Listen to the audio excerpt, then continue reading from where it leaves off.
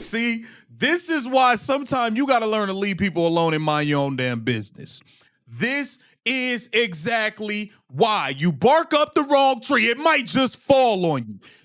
What happened to Miss Angel Reese? She's all in Indiana during All-Star, and her Reebok campaign, come to your trap, take over your trap. What happened to that? Because it looked like Caitlin Clark went to Chicago and took the city over. It took one comment from rap legend Ice Cube to expose the $5 million truth behind the WNBA's biggest rivalry. He publicly offered Caitlin Clark a massive $5 million to join his Big Three League, a record-breaking figure that solidified her status as a cultural phenomenon. But when asked if he would offer the same deal to Angel Reese, his answer was cold, direct, and brutally honest. He said his sponsor simply didn't see the same value in her. That single statement blew the lid off the entire debate, revealing that this rivalry isn't just about what happens on the court, it's about who is truly running the game off of it. You guys dropped Big Three again. This is a new season. I remember you famously made an offer to Caitlin Clark, but what about Angel Reese? Would you think she could ball out? You know, she's pretty solid, you know? Yeah, she's a great player.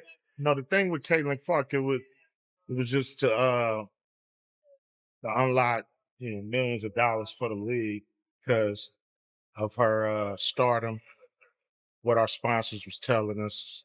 Right. They didn't tell us the same thing about Angel Reese, so I don't know if we can make that. I don't know if we can make that sense. So, I see.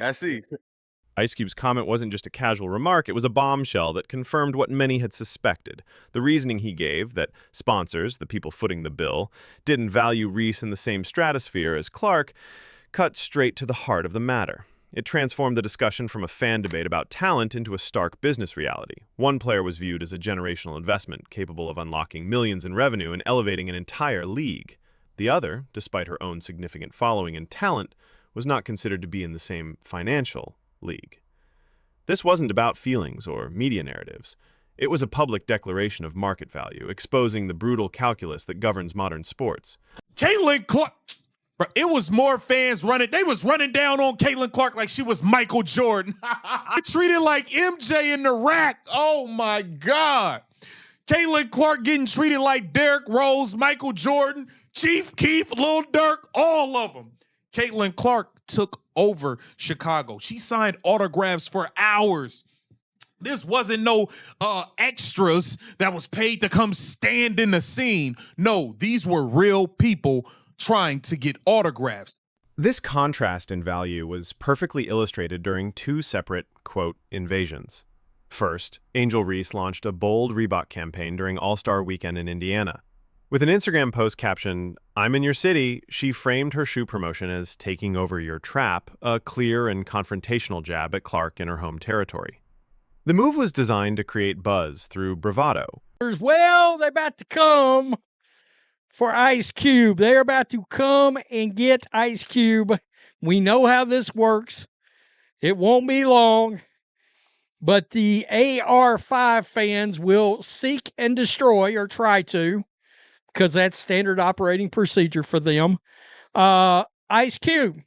Because Ice Cube has come out and given everybody some brutal truth, and there is a portion of this that just tells you everything that we've been telling you. This is just confirmation. But just a short time later, Caitlin Clark arrived in Chicago, Reese's home court. She wasn't there for a flashy commercial. She was there for a community event with her foundation. The welcome she received was nothing short of legendary. Thousands of fans swarmed her, not because of a marketing slogan, but out of genuine admiration. The crowds were so immense and organic that people immediately drew comparisons to the frenzy that once followed Michael Jordan. One player announced her takeover. The other's arrival became a citywide event without her needing to say a word. It was a powerful demonstration of the difference between manufactured hype and authentic star power. Angel Reese has so many aliases, she could fill the entire roster. Matter of fact, this would save the Chicago Bravado thousands of pesos in salary to other players. They can release everyone else and just pay Angel Reese. The end result is going to be the same. They're already losing. They're already one of the worst teams in pretend basketball. Might as well save some pesos while being a huge embarrassing failure. Over the last couple of years, Angel Reese has been one of the best illusions in the WNBA, in a league filled with make-believe. This difference highlights the stark contrast in their public strategies. While some athletes operate on a playbook of perpetual conflict, using social media for subtle jabs and press conferences for dramatic statements, Caitlin Clark has chosen the path of almost complete non-engagement. She doesn't clap back at rivals, she rarely engages in online beef, and she never takes the bait. When asked about other players, she consistently offers praise, never throwing public jabs. Angel Reese fans are going to be pissed. By the way, we don't know if she's playing or not today. That's right. Fever at Chicago Sky. And I've been like, do I want to watch? I mean, there's like a bunch of people supposed to be out. Angel Reese, we'll check on her status in a minute. At least what I could find thus far for this game. And a rather interesting comment about her playing today that I never even considered, to be honest with you. Clark's approach presents a unique kind of threat in the modern sports landscape, a world saturated with carefully curated athlete brands. Her brand isn't built on slick marketing campaigns or manufactured drama. It's built on raw authenticity.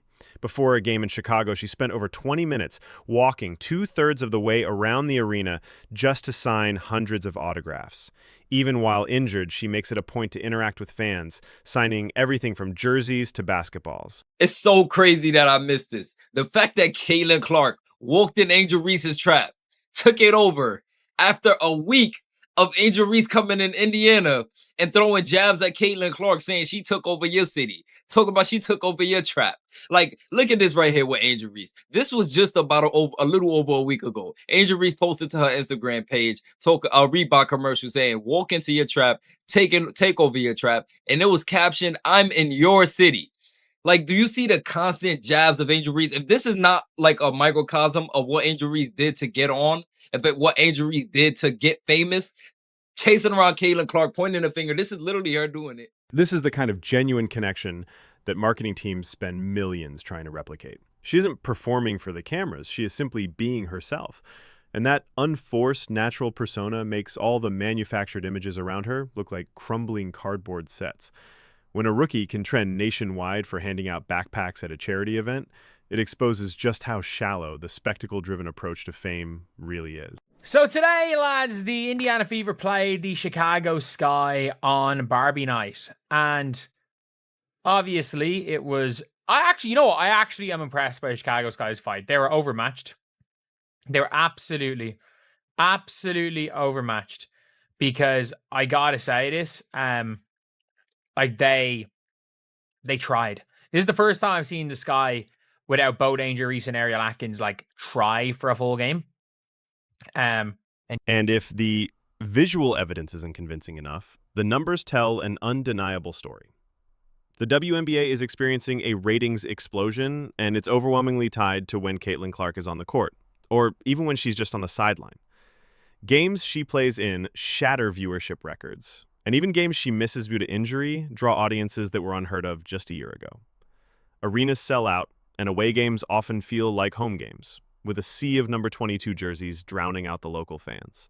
Caitlin Clark just calmly walking away, calmly minding her own business, never looking, talking, or even mentioning Angel Reese, right? And if it does come up, she's giving her flowers. Never throwing jabs at Angel Reese, never nothing, just coming in her city, constantly owning her. The fans are constantly surrounding her. It's literally the calm person with the most power, and you never poke at the calm one with the real power. Caitlin Clark don't talk. Caitlin Clark don't clap back. She was raised right. Caitlin Clark just shows up. She literally just shows up. She walks in your city, fills the arena, and she leaves with the numbers. Every time. She never has to do too much. This is the hard data that sponsors and executives like Ice Cube are looking at. It's not about personal preference. It's about acknowledging who is single-handedly driving the economic engine of the league. Her presence, playing or not, translates directly into ticket sales, merchandise, and television ratings, a quantifiable impact that separates her from the rest of the field. Exactly into hiding, but this has blown up and become a big deal because he was asked about giving Angel Reese the same deal that was given Clark by another one of these dumbass reporters looking for an opportunity to get a gotcha and go viral. That's what it's about. But it didn't seem to work so well because I think I saw this originally on TMZ. They've got like 250,000 followers on X, and I think their post about this got like 8 likes or something like that. But it is going around. Other people are. Despite the undeniable data, a narrative spin machine works overtime to muddy the waters. Any praise for Clark is immediately framed as media bias, while any criticism of her rivals is labeled an attack. Fringe reporters hunt for gotcha moments, and social media accounts desperately try to paint a picture of a league conspiring against certain players. But this strategy is showing its cracks. The attempt to portray Reese as an equally powerful box office draw falls apart under scrutiny. Reports of her driving massive ticket sales on the road are often exaggerated, while Clark's ability to sell at arenas is a verifiable, repeated phenomenon. The spin machine can create noise, but it can't create numbers. And the growing gap between the narrative and reality is becoming impossible to ignore. Wait a minute. Correct me if I'm wrong here. I thought Angel Reese was a big deal. I thought she was a box office draw. According to her pretend friends in the mainstream media, Angel Reese is a huge star. According to the media, when the Chicago Bravado are on the road traveling to dumps across the WNBA, tickets are hot. Angel Reese is so important. She is the only player in the WNBA with dozens of aliases. When the numbers don't add up, the next tactic is to weaponize the narrative itself. This involves framing Clark as the entitled chosen one and her rivals as misunderstood martyrs fighting against a biased system. This strategy is fueled by a constant stream of off-court drama, cryptic subtweets after a tough loss, dramatic exits from press conferences, and carefully curated moments of defiance designed to signal rebellion. The goal is to create an us-against-the-world mentality that builds a cult of personality. But this approach is a double-edged sword. Next to Clark's calm professionalism, the constant performance can come across as insecure.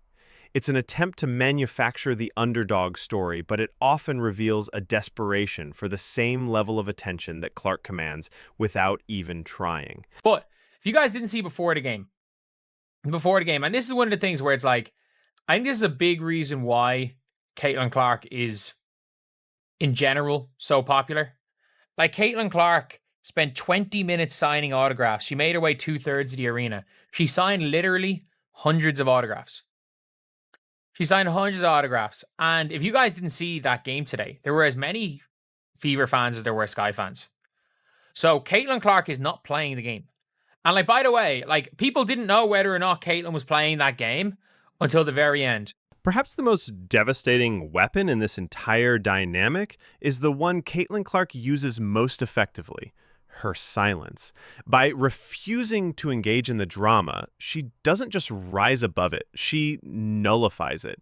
You can't have a war of words when one side refuses to pick up a weapon. Her silence is a quiet, powerful statement that she is not playing their game. This leaves her critics shadowboxing, throwing punches at an opponent who isn't even in the ring. Her refusal to clap back makes their provocations look like what they are, a desperate attempt to ride her coattails into the headlines. This silent dominance is maddening for those who thrive on conflict because it exposes their need for her attention while highlighting her complete independence from it.